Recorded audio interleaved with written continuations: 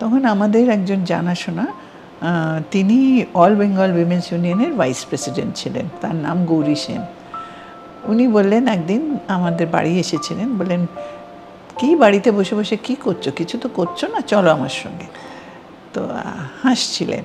তা আমি বললাম, হ্যাঁ আপনাদের বাড়িতে তো চাকরি করার নিয়ম নেই বউদের, তো কী করবো, বাড়িতে বসে ছেলে মেয়ে মানুষ করছি। তা বলে ঠিক আছে, চাকরি করতে হবে না, তুমি আমার সঙ্গে এসো, বলে আমাকে অল বেঙ্গলেতে নিয়ে গেলেন।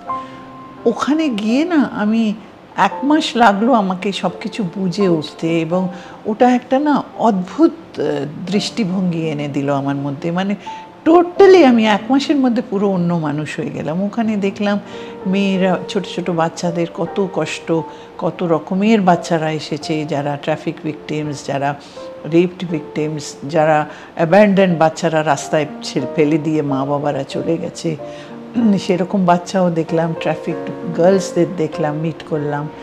আমাদের একটা ওল্ড এজ হোমও আছে, সেখানে দেখলাম ছেলে মাকে ফেলে দিয়ে রাস্তায় বের করে দিচ্ছে, সেই রকম মাদের দেখলাম। দেখে আমি ওভারওয়েলড হয়ে গেলাম। ভাবলাম এই জগৎ তো আমি চিনতাম না, এখানে আমি কি করে কাজ করব, এই জগৎটাই তো চিনি না, বুঝতেই পারছি না যে এরকম ধরনেরও মানুষ আছে।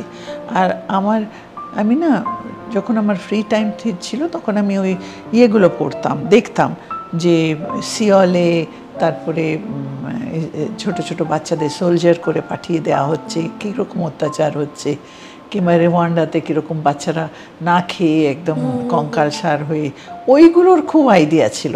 নিজের ভারতবর্ষে কি হচ্ছে সেটার আইডিয়াটা খুব কম ছিল।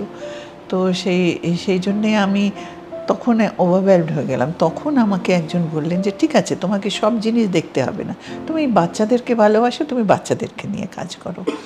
And that's how my journey began.